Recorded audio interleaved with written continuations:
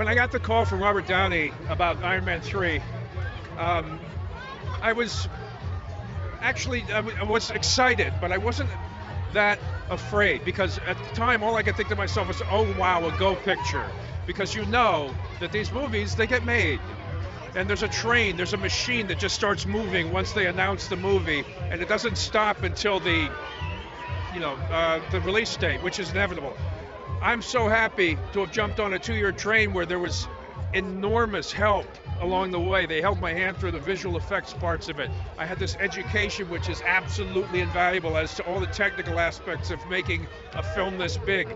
And so now I'm armed with things I never would have had at my disposal before, thanks to this one phone call from Robert Downey saying, hey man, I think I trust you enough to do this.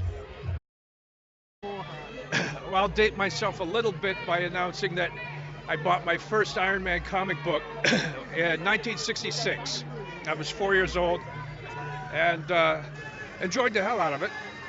Was impressed by the character, and Iron Man has always been a more realistic member of the Marvel sort of lineup. Because if you look at the early ones, he was born, his character emerged from Vietnam, which was an actual thing even then as a child. I could watch on the news and say, wait a minute, this feels kind of real, this Iron Man character. And similarly, John picked up on that with placing him in Afghanistan. That's what's great about Iron Man, even the suit being called the Iron Man, like it's an aircraft or a weapon instead of a superhero costume.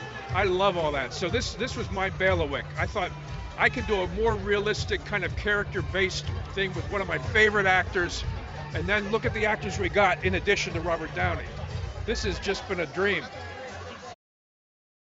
I wish there was a story in Jon Favreau sort of being in the movie after having directed the first two and ooh, it was really confrontational or weird. I wish I could say that. It wasn't.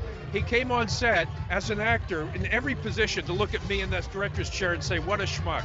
And instead he was so gracious and friendly and offered so many tips that he actually made the transition as easy and accommodating as I can imagine. So we talk a lot, and I find out that he and I kind of view these things similarly. And to me, it felt just like working with a buddy. Him and Downey together on the movie with me comforted me. It made me more able to just relax and do my job because they were so gracious and collaborative.